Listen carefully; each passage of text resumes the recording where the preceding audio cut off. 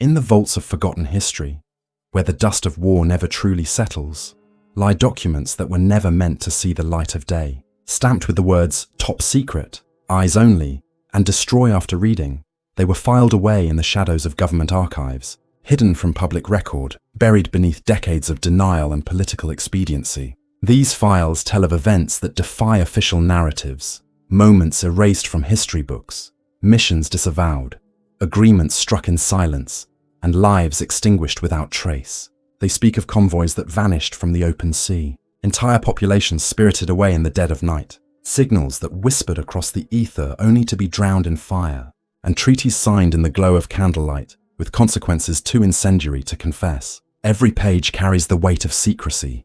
Every entry hints at truths too volatile for the fragile order of the post-war world. These are not the myths of conspiracy, but fragments of reality recorded by soldiers, spies, and survivors, voices suppressed by the machinery of state and left to rot in the darkness. As these hidden files resurface, they reveal a portrait of World War II, not of victory and liberation alone, but of betrayal, silence, and unanswered questions. What follows is drawn from those forbidden documents, stories once redacted with black ink, now whispered once more from the vaults of the past. History has not forgotten them. History simply chose to look away. Chapter 1.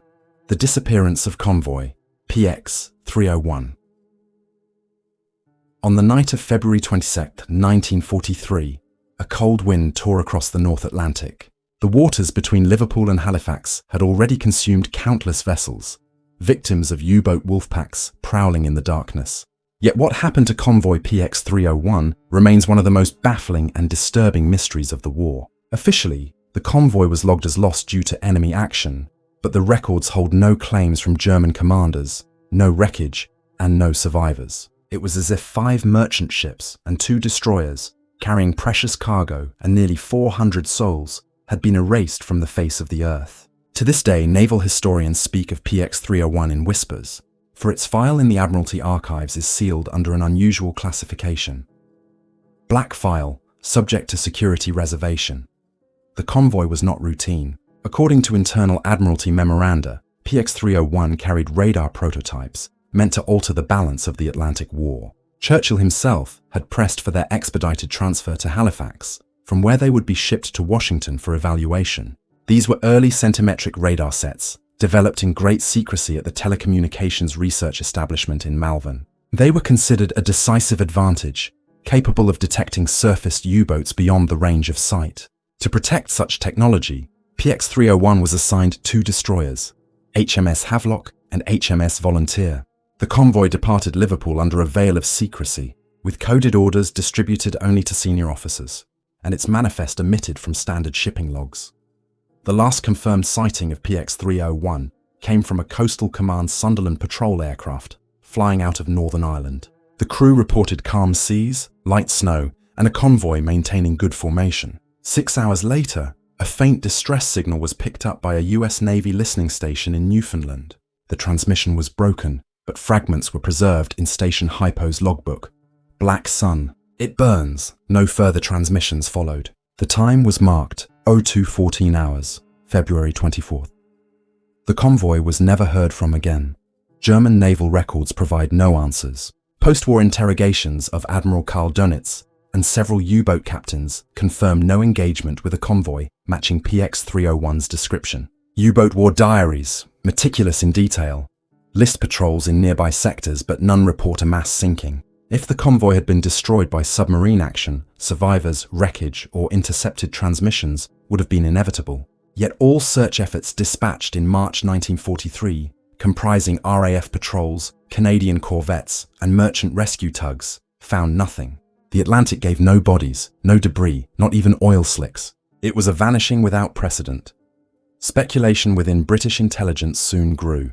A report dated April 3, 1943, authored by Commander Charles Little of the Naval Intelligence Division, suggests interference with experimental technology might have been the cause. Bletchley Park had decrypted Luftwaffe chatter that referenced New English devices and magnetic interference. In parallel, Soviet archives, declassified after 1991, include a cryptic entry under NKVD Scientific Report 11843. It notes testing of a magnetic anomaly detector array conducted off Iceland in early 1943, involving both Soviet and Allied liaison officers. These tests, designed to track submarines through distortions in Earth's magnetic field, were considered dangerous and unstable. Was PX-301 deliberately steered into an experimental zone, its ships victims of a catastrophic field test? Families of the lost pressed for answers after the war, but their inquiries were stonewalled. The Admiralty issued standardized letters of condolence, citing enemy action and closed cases. Yet in 1951, during a closed session of the House of Commons, a backbench MP raised the issue of the missing convoy. His remarks, preserved in Hansard, were immediately expunged from the public record, a rare act of censorship. What was said remains unclear, but the response of the First Lord of the Admiralty was telling. For reasons of national security, this matter cannot be discussed in open forum. The shadow deepened during the Cold War. In 1962, as part of intelligence sharing with NATO, the United States Navy reviewed its wartime anomalies. Within its files, convoy PX-301 was flagged as Unresolved Category Black. A memorandum signed by Admiral Arleigh Burke warned of significant operational and psychological consequences should this case enter public discourse. The file was reclassified and access restricted to fewer than a dozen senior officials. Even among naval historians, PX-301 was reduced to a footnote, its very existence doubted. Yet scattered testimonies remain. In 1978, a fisherman off the coast of Newfoundland claimed his father had witnessed unusual lights in the sky the night PX-301 vanished. His description spoke of a red glow across the horizon, as though the sea itself were aflame. Canadian coastal records log no storms or naval exercises in that sector. Similarly, a declassified RAF weather report from February 24th recorded unexplained compass deviations among patrol aircraft flying out of Iceland, forcing premature returns. Both anomalies coincide with the disappearance. The most haunting evidence lies in the last transmission. Black sun. It burns. What could such a phrase signify? Linguists within the Foreign Office speculated it was a garbled reference to a ship on fire, distorted by static. Others noted the chilling coincidence. Black sun was a term circulating within the SS Ahnenerbe, tied to esoteric beliefs and occult insignia. But would sailors in the Atlantic invoke such imagery? Or was it a coded reference inserted deliberately? A final attempt to convey the nature of their fate? One document in the Admiralty's closed files may offer a partial clue, labelled Annex 5, Suppressed. It is a single page, heavily redacted, with only fragments legible. Or catastrophic chain reaction, magnetic resonance beyond control. Recommend absolute denial of all knowledge. If this page is genuine, it suggests PX-301 was sacrificed not to German torpedoes, but to Allied experimentation gone fatally wrong. Today, the families of the lost convoy still seek recognition. Memorials in Halifax and Liverpool list their names, but without explanation of their fate. Naval historians continue to request access to the PX-301 files, yet each inquiry is met with silence. The convoy remains one of the Second World War's darkest enigmas. Hundreds of lives erased, advanced technology lost, and the truth buried beneath layers of classification. The Atlantic, restless and unyielding, holds its secrets still. PX-301 sails only in rumour, in whispers of a convoy swallowed not by enemy action, but by the black depths of forbidden science and silence. Chapter 2. Operation Iron Wolf. At Minsk. In the summer of 1944, as the Eastern Front convulsed under the weight of Operation Bagration, a series of events occurred in and around Minsk that have remained locked away in the vaults of Soviet intelligence and buried in the shadows of German archives. Operation Iron Wolf, as referenced in NKVD file 47244, was not a recognized military campaign, but a covert collaboration between sworn enemies, elements, of the SS and renegade Soviet officers who shared an interest in silencing populations and removing what they termed undesirable assets. For decades, its very existence was dismissed as fabrication, the kind of story whispered in displaced persons' camps. Yet fragments of evidence, from Einsatzgruppe records to partisan diaries, continue to surface, painting a picture too consistent and too disturbing to ignore. The origins of Iron Wolf can be traced to June 1944, when the Red Army launched its massive assault to liberate Belarus. The Wehrmacht, already overstretched, struggled to hold its lines. German military intelligence, the Abwehr, identified Soviet units that had been infiltrated by double agents and disgruntled officers. One such officer, Colonel Mikhail Orlov, appears in Soviet disciplinary files as having been arrested in 1943 for anti-patriotic agitation. His fate was supposedly sealed by a sentence of 25 years in a labor camp, yet his name reappears in Gestapo File 17124, listed as Trusted Contact Minsk Sector. What bargain saved his life, and what role he played remain unclear. What is evident is that men like Orlov became intermediaries in a secret arrangement. Partisan testimonies, collected after the war by the Polish Home Army, describe a wave of disappearances in villages near Minsk during late June 1944. Entire families were rounded up by German troops, aided by individuals wearing Red Army uniforms. Witnesses noted the absence of the usual brutality. There were no executions in the square, no mass shootings in forests. Instead, villagers were herded onto freight trains under the cover of night. The trains bore no markings, not even the crude identifiers of regular deportations. They departed toward the west, but none were recorded arriving at known camps such as Majdanek or Auschwitz. Instead, their trail vanishes somewhere along the Brest-Litovsk corridor. A chilling reference appears in Einsatzgruppe Dossier 27, discovered in a Berlin archive in 1992.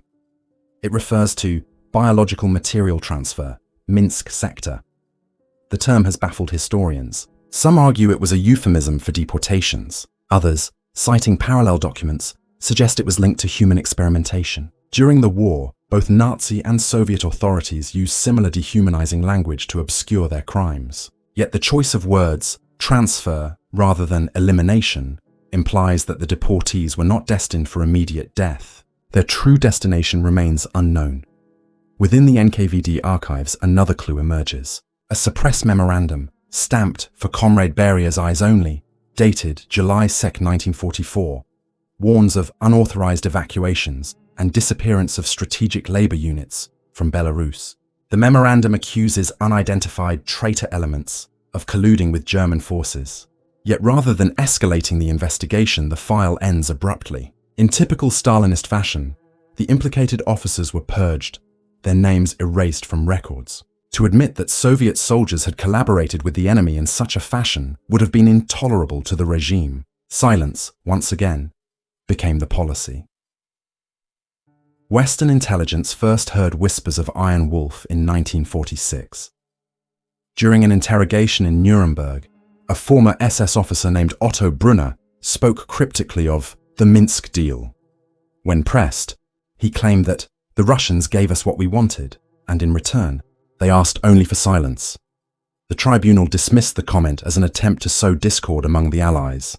Yet Brunner's testimony was quietly logged by the OSS and filed under restricted section F214. Years later, CIA analysts reviewing the transcript noted that Brunner's account aligned with missing population figures from Belarus recorded by the United Nations Relief and Rehabilitation Administration.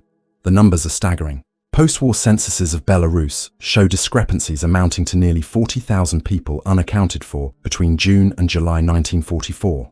While some losses can be attributed to combat and evacuation, the pattern of concentrated disappearances in specific districts suggests something more deliberate. Villages such as Zaslavl, Rakov, and Uzda reported entire communities vanishing overnight, with no graves, no refugee columns, and no returnees after the war. Survivors described the same eerie detail, the presence of men speaking Russian alongside Germans during the roundups. Soviet propaganda, eager to portray the Red Army as liberators, omitted any mention of these events. Official histories celebrated the liberation of Minsk on July 3, 1944, presenting it as a triumph of Soviet resolve. Yet hidden beneath the triumphal narrative lies the silence of those who never returned. Polish underground journals, smuggled into London, recorded rumors that the missing had been transported to a facility somewhere in East Prussia. One chilling note, scribbled in the margin of a resistance courier's diary, reads, "They call it Iron Wolf. No one comes back." What was the purpose of Iron Wolf? Some scholars argue it was an early example of Cold War pragmatism before the war had even ended.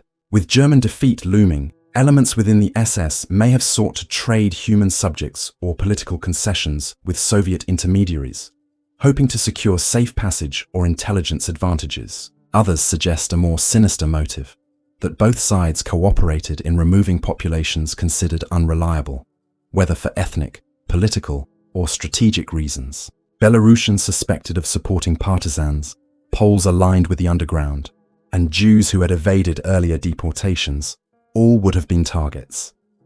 The most disturbing implication arises from post-war Soviet scientific files. In 1961, during Khrushchev's thaw, limited access was granted to researchers studying wartime medical experiments. Among the documents was a reference to biological studies Minsk origin linked to laboratories in Novosibirsk.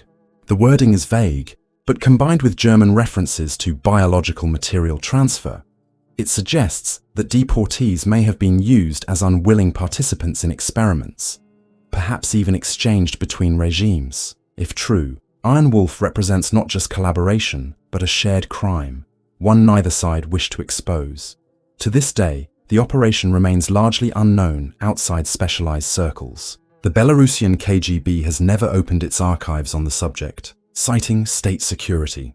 German files remain scattered, many destroyed in the chaos of 1945. Yet the testimonies endure, the villagers who remembered the trains, the partisans who saw Soviet uniforms assisting the Germans, the post-war refugees who spoke of the wolf that devoured the people. These voices, suppressed by official histories, form the only memorial to the thousands who vanished.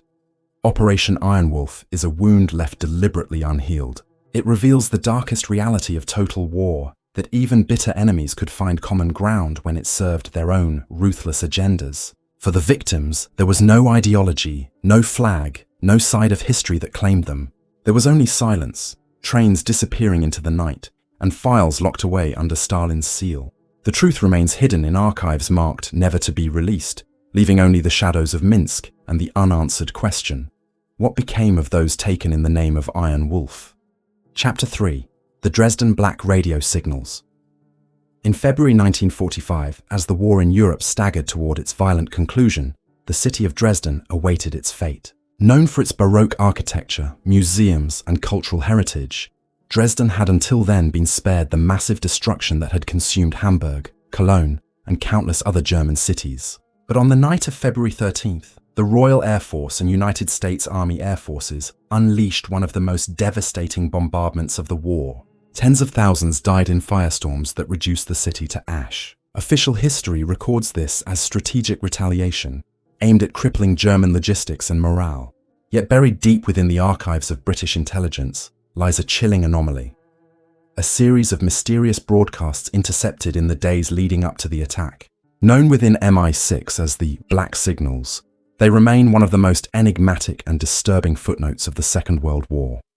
The story begins at Bow Manor Hall, a stately home in Leicestershire, converted into a secret listening station for the WWII service. Here, British operators monitored enemy transmissions, intercepting Luftwaffe and Wehrmacht communications for eventual decryption at Bletchley Park.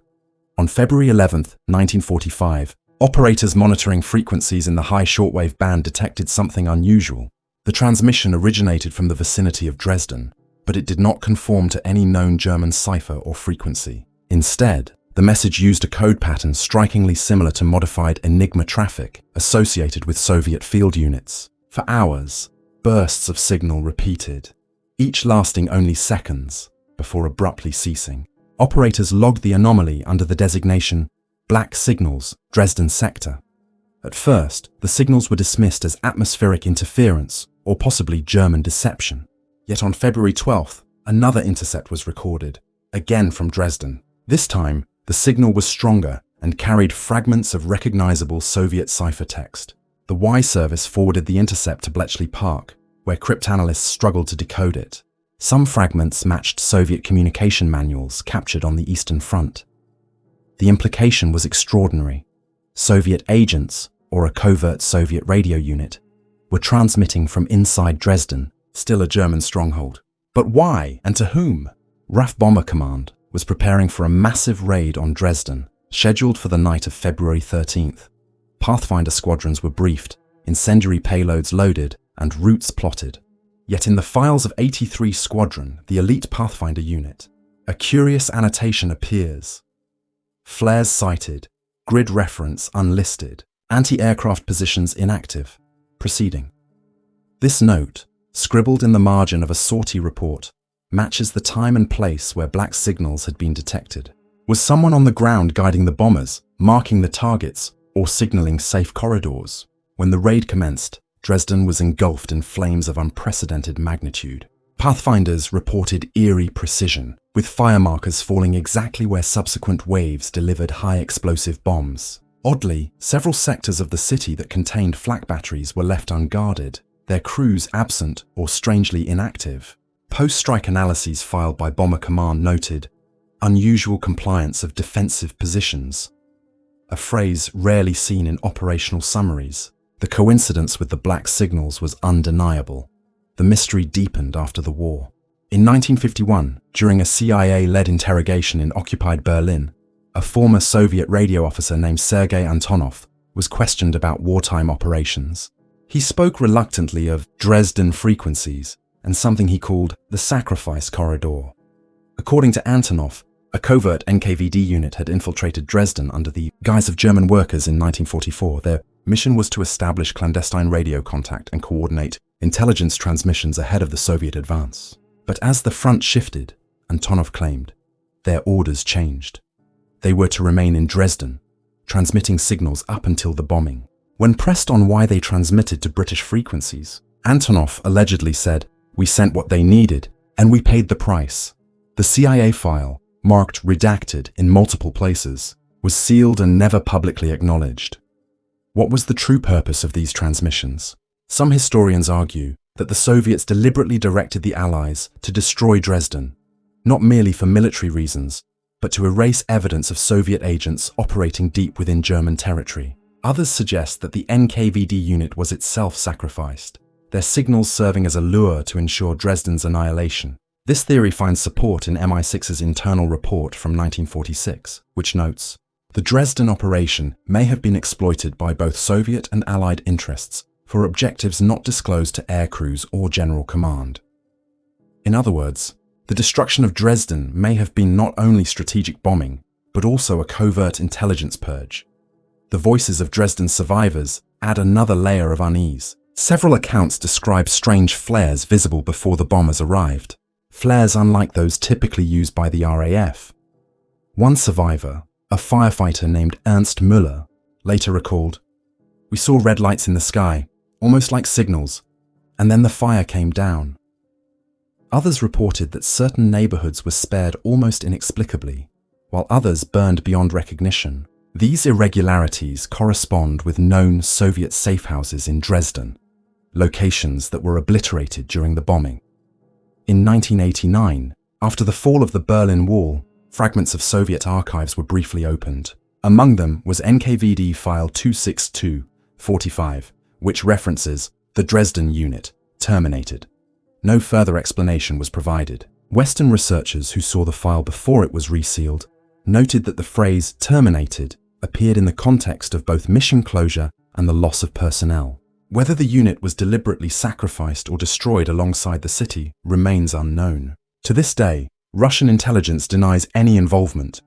The black signals remain classified in Britain, with most transcripts redacted beyond recognition. Requests under the Freedom of Information Act have been denied, citing national security even more than 70 years after the war. In the absence of full disclosure, we are left with fragments, the transmissions logged by Bowmanor operators, the flares noted by Pathfinder crews, the testimony of a Soviet officer haunted by the phrase sacrifice corridor.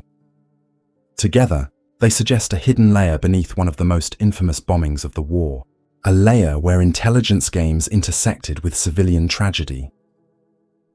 For the people of Dresden, the black signals brought no warning, no salvation. The city burned, tens of thousands perished, and history recorded it as the brutal logic of total war. Yet somewhere in the static of those transmissions lies the echo of a deeper truth. A truth written not in official communiques, but in the silence of archives, the redacted lines of intelligence files, and the unanswered question, who was really speaking from Dresden and who chose not to listen? Chapter 4. The Vatican's Hidden Treaty of Silence. In 1942, Europe stood on the edge of collapse. Nazi forces occupied most of the continent. The Soviet Union reeled under the onslaught of Operation Barbarossa, and the Allies fought desperately across North Africa. In the heart of Rome, the Vatican remained an island of neutrality, publicly committed to peace, yet privately entangled in webs of diplomacy. Official histories record cautious statements from Pope Pius X, condemning violence in general terms, but avoiding direct confrontation with Hitler's regime. What they do not reveal are the clandestine negotiations uncovered decades later in declassified OSS archives. File 6F214, marked Eyes Only, describes secret talks held under the codename Concordat of Silence. These meetings, arranged in neutral Lisbon between Vatican envoys and representatives of the Third Reich, shaped one of the most unsettling chapters of wartime diplomacy. The file begins with a memorandum dated November 1942 from OSS Director William Donovan. In it, Donovan details an intercepted message between Cardinal Luigi Maglione, the Vatican Secretary of State, and Joachim von Ribbentrop, the German Foreign Minister. The message proposed a discreet channel of communication through Portugal, ostensibly to protect church institutions across occupied Europe. Lisbon, already a hub of espionage, became the stage for these secret encounters. According to OSS notes, Vatican delegates carried diplomatic pouches marked only with papal seals, while German emissaries arrived under civilian cover. The meetings took place in secluded rooms of the Hotel Avis, shielded from prying eyes by Portuguese secret police. What was agreed upon in those rooms remains contested. The OSS transcripts suggest that the Vatican sought assurances that Catholic clergy and institutions would not be targeted by the Nazi regime. In return, the Vatican reportedly agreed to curb broadcasts that condemned deportations and atrocities in Eastern Europe. Vatican Radio, which had previously aired detailed reports about the mass arrests of Jews in Poland and Lithuania, abruptly shifted tone in December 1942. Its transmissions became vague, speaking of innocent suffering without naming perpetrators. This change coincided precisely with the Lisbon meetings recorded in File 6F214. The silence was noticed. Jewish leaders in neutral Switzerland sent urgent appeals to the Vatican, pleading for stronger denunciations. Allied diplomats in Bern reported frustration with the Pope's cautious statements. In Washington, President Roosevelt privately urged the Holy See to speak more forcefully, yet the broadcasts remained muted. OSS analysts concluded that the Vatican had entered into what they described as an unwritten treaty of silence. By refraining from direct condemnation, the Vatican secured a fragile safeguard for its clergy, but at the cost of moral clarity. The deportation trains continued to roll eastward, unimpeded by the voice of the world's most powerful moral authority. Evidence of this bargain surfaces again in a confidential report sent by the British envoy to the Holy See, Sir Darcy Osborne. Dated January 1943, it notes, "The Holy Father is constrained, perhaps by understandings of which we are not formally aware, to temper his words." Osborne's phrasing implies knowledge of secret agreements beyond official diplomatic channels. When combined with OSS intercepts, it strengthens the case that the Vatican knowingly restrained its voice under the shadow of German assurances. Defenders of the Vatican argue that silence was a strategic necessity. The Nazi regime had already threatened reprisals against Catholic institutions. Bishops in Poland were imprisoned, monasteries seized, and clergy executed. The Vatican feared that open denunciations would provoke further bloodshed. Some historians contend that by keeping silent, the Pope preserved the Church's ability to provide covert aid, sheltering Jews and refugees through its vast network of monasteries and convents. Yet the documents in File 6F214 complicate this defense. They reveal not merely silence born of fear, but silence negotiated in exchange for guarantees, silence codified as policy. The consequences of this concordat of silence reverberated far beyond 1942. At the Nuremberg trials, when prosecutors raised questions about Vatican knowledge of deportations, the subject was quietly deflected. Witness testimonies that referenced Vatican communications were excluded as irrelevant to the charges. Behind closed doors, Allied leaders feared that exposing the Vatican's complicity would fracture post-war Europe, where the Church remained a stabilizing force against communism. Thus, the files were buried, locked away until the late 1970s when fragments surfaced in the first wave of OSS declassifications. Among the most haunting entries in File 6F214 is a transcript of an intercepted Vatican cable, dated December 17, 1942. The very day Allied governments issued a public declaration condemning the extermination of European Jews. The cable reads, "In the matter of deportations, prudence counsels discretion. Our words must not inflame the fury of the occupier. This cable demonstrates that the Vatican was fully aware of mass deportations, but chose deliberate restraint. The timing, so precisely aligned with Allied denunciations, underscores the weight of the silence." To this day, the Vatican archives from 1939 to 1945 remain only partially accessible. Requests to view documents relating to Lisbon in 1942 have been denied or redirected. Historians granted limited access describe gaps, folders missing, files cut off mid-series, indexes curiously blank. The Concordat of Silence is nowhere acknowledged in official records, yet the fragments from OSS and British intelligence leave little doubt that such an arrangement existed, even if its details were never written on paper. The moral implications are profound. At a time when a global voice could have amplified the plight of millions, silence prevailed. Whether driven by pragmatism, fear, or survival, the decision left the Vatican's moral authority permanently scarred. Survivors who looked to Rome for condemnation heard only muted words, carefully measured phrases that preserved diplomacy but abandoned clarity. For those deported from Poland, Hungary, and Slovakia in 1942 and 1943, the silence meant the difference between hope and despair. The Concordat of Silence stands as a reminder that in war, even institutions founded on faith are not immune to the pressures of survival and politics. The Vatican, in seeking to protect itself, entered into a secret bargain that history has yet to fully confront. As long as its archives remain closed, the truth will linger in the shadows, preserved in declassified fragments, whispered in intercepted cables, and carried in the silence of those who never returned from the trains. In the shadows of sealed vaults and heavily redacted archives, these 4 hidden files reveal fragments of a war we thought we understood, yet never truly knew. A vanished convoy swallowed by the Atlantic without wreckage or survivors, its last transmission muttering of a black sun. An operation in Minsk where sworn enemies cooperated in silence, erasing entire communities under the name Iron Wolf.